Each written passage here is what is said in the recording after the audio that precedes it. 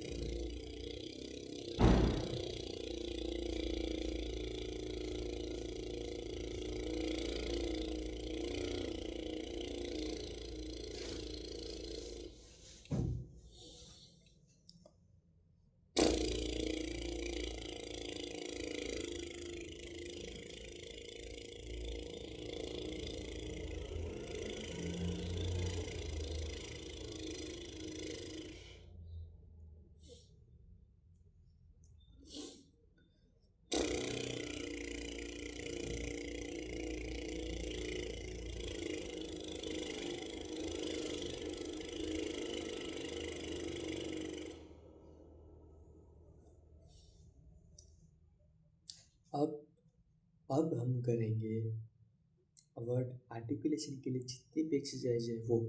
तो first exercise है, आपको अपने दोनों दांतों के बीच में एक पेन को रखना है और फिर आप जिस भी लैंग्वेज में कंफर्टेबल हो उस लैंग्वेज में एक पैराग्राफ को रीड करना है।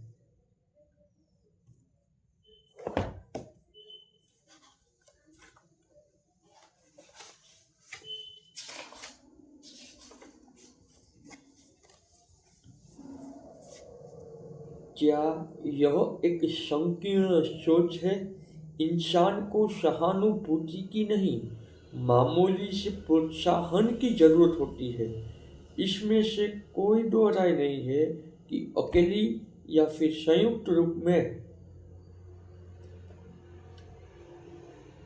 मंदोसा, तंत्रिकाएं, रोग और प्रशंसनीय नम्रता वक्ता के भाषण में गुस्ताखी का भाव पैदा कर सकती है, लेकिन इसमें भी कोई शक नहीं है कि जरूरत से ज़्यादा सम्मान की भावना इस कमजोरी को ज़्यादा प्रखर बना देती है। निर्भीक मनोदशा में जीत हासिल करना सरल होता है। प्रोफेसर वॉल्टर डिल स्टोक ने कहा है कि क्षमता के मुकाबले कारोबार में कामयाबी और नाकामी और नाकामी की ज़्यादा बड़ी वजह मानसिक दृष्टिकोण होता है, और इस दृष्टिकोण को हासिल करने का एकमात्र रास्ता है कि इसको हासिल किया जाए। इस बुनियादी अध्याय में हम जानने की कोशिश की है कि इस बुनियादी अभ्यास में हमने जानने की कोशिश की है कि अच्छा वक्ता बनने के लिए किन जरूरी पहलुओं पर ध्यान देना चाहिए। इनमें से अधिकतर सिद्धांतों पर आगे विस्तार में चर्चा की जाएगी। माननीय गेलस्टोन के मुताबिक चर्चा के योग सभी अध्याय किसी सार्वजनिक प्रेम से ज़्यादा कारगर सिद्ध होंगे और न्यायसंगत आत्मविश्वास से संबंधित चर्चा का जिक्र बार बार किया जाएगा। ऐसे ही और अब जो दूसरी एक्सरसाइज है उसमें आपको अपने माउथ को थोड़ा स्ट्रेच करके फिर एक पैराग्राफ को रीड करना है।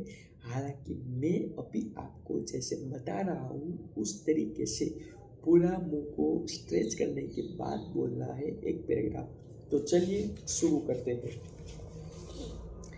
हिंदी भाषा में साल दर साल बदलाव होता रहा है और अब कई शब्दों का अर्थ वास्तविक अर्थ से कहीं ज़्यादा हो गया है। एकरूपता शब्द के साथ भी कुछ ऐसा ही हुआ है। केवल एक जैसा भाव होने की जगह अब इस शब्द का इस्तेमाल भिन्नता की कमी के तौर पर भी किया जाने लगा है। एक ही ढंग से बोलने वाले वक्ताओं का स्वर एवं लहजा ही नहीं बल्कि शब्दों पर जोर देने का तरीका, गति और विचार भी समान रूप से नीरस होते हैं। भीड़ के समक्ष बोलने वाले वक्ताओं के लिए एकरूपता प्रमुख एवं आम दोष है। यह केवल अपराध नहीं बल्कि एक मामूली सी चूक की वजह होने का गुनाह है। भाषण शैली में एकरूपता का एहसास होना आपके लिए मामूली सी बात हो सकती है, अर्थात इसके कुप्रभाव को जानने के लिए इसकी प्रवृत्ति और जीवन के भिन्न पहलुओं पर एकरूपता से पैदा होने वाली विपदा का आकलन करते हैं। इस आकलन के बाद ही यह पता लगाया जा सकता है कि कैसे एकरूपता अच्छे भाषण को नीरस बनाने का काम करती है। आपके बगल वाले मकान में यदि केवल 3 गानों का बार बार जोर से बजाया जाए तो यकीनन आप मान लेंगे कि आपके पड़ोसी के पास केवल 3 गानों का ही संग्रह है। इसी प्रकार यदि वक्ता एक जैसी ऊर्जा के साथ भाषण देता है तो यह मान लिया जाता है कि वक्ता के स्वरों के उतार चढ़ाव की क्षमता विकसित ही नहीं हुई है। दरअसल एकरूपता हमारी सीमाओं को दर्शाती है। एकरूपता दर्शकों पर प्राणनाशक प्रभाव डालने का काम करती है। यह चेहरे की रौनक छीन लेती है, आंखों की चमक क्षीण कर देती है। अत्यंत एकरूपता ढाल कोठरी की सजा के समान है। एक मेज पर एक कंचा रखे लगातार 18 घंटों तक उस कंचे को एक जगह से दूसरी जगह पर धकेलते रहे। मैं दावे के साथ कह सकता हूँ कि आपकी हालत पागलों जैसी हो जाएगी। ऐसे ही अगर आप भी अपने कम्युनिकेशन में थोड़ा इम्प्रूव करना चाहते हैं या फिर आप भी अपनी आवाज़ को थोड़ा डीप करना चाहते हैं तो इस सीरीज़ में हम जितनी भी एक्सरसाइज कर रहे हैं वो आप भी शुरू कर दीजिए। तो आपको भी कुछ टाइम बाद अपनी आवाज़ में डेफिनेटली कुछ फ़र्क दिखेगा। तो अगर इस सीरीज़ में जुड़ना चाहते हो तो मेरी चैनल को अभी के अभी सब्सक्राइब कर लीजिए और अगली वीडियो के वेट कीजिए। तब तक के लिए मिलते हैं अगली वीडियो में। जय हिंद, जय भारत।